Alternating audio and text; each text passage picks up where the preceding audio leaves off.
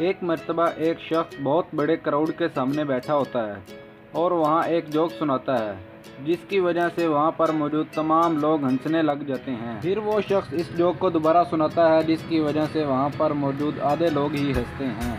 फिर वो शख्स वही जोक बार बार सुनाता है, लेकिन फिर उसके जोक पर कोई नहीं हंसता। फिर वो शख्स मुस्कुराता है और कहता है, मुझे आप लोगों की समझ नहीं लगती। जब मैं एक जोक बार बार रिपीट करता हूँ तो तुम नहीं हंसते। जब आपकी ज़िंदगी में कोई परेशानी आती है, कोई मुसीबत आती है और वो एक वक्त के बाद गुजर भी जाती है, लेकिन आप इस परेशानी को, इस मुसीबत को बार बार याद कर करके क्यों रोते हो? दोस्तों, इसी तरह हमारी ज़िंदगी भी है। अगर कोई मुसीबत आ जाए और एक वक्त के बाद चली भी जाए, लेकिन बाद में हम इसे याद कर करके क्यों रोते हैं? दोस्तों, जिस तरह हम एक जोक बार बार सुनने के बाद हंसते नहीं, इसी तरह हमारी ज़िंदगी में भी कोई मुसीबत आ जाए तो हमें मायूस नहीं होना चाहिए। वीडियो अच्छी लगे तो इसे लाइक कर देना, अपने दोस्तों के साथ शेयर करना।